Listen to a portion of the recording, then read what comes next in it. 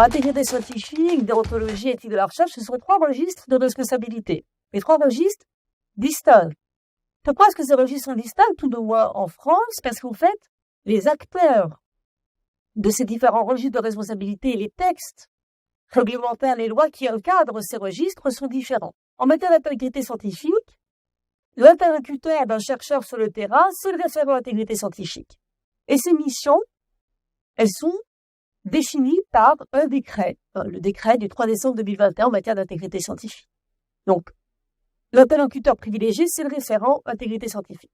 Pour les chercheurs sur le terrain, quand il s'agit d'un problème de déontologie, il y a un autre acteur qui est le référent déontologue. Et les missions de ce référent déontologue sont encadrées par d'autres textes et sont de nature très différente. Les missions d'un référent déontologue, sa mission avant tout de conseil.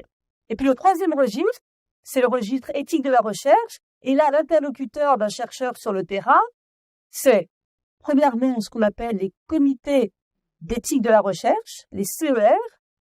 Quelles sont les prérogatives et les missions des CER? C'est de se prononcer sur la conformité d'un protocole proposé de recherche à la réglementation en vigueur, par exemple en ce qui concerne l'expérimentation animale ou lorsqu'il s'agit d'expériences qui font intervenir d'une façon ou d'une autre des personnes humaines. Il existe aussi un autre registre de responsabilité en matière d'éthique de la recherche qui relève d'interrogations générales sur ce qui est souhaitable ou pas en matière de recherche. Par exemple, est-ce qu'il faut faire des recherches sur certains types de cellules embryonnaires humaines? Ça, c'est une question générale d'éthique de la recherche, avec, par exemple, des comités nationaux d'éthique qui peuvent émettre des avis. On a donc une distinction claire par les acteurs et par les textes réglementaires. Si on parle maintenant des objets eux-mêmes, là, on peut avoir un certain nombre de recouvrements.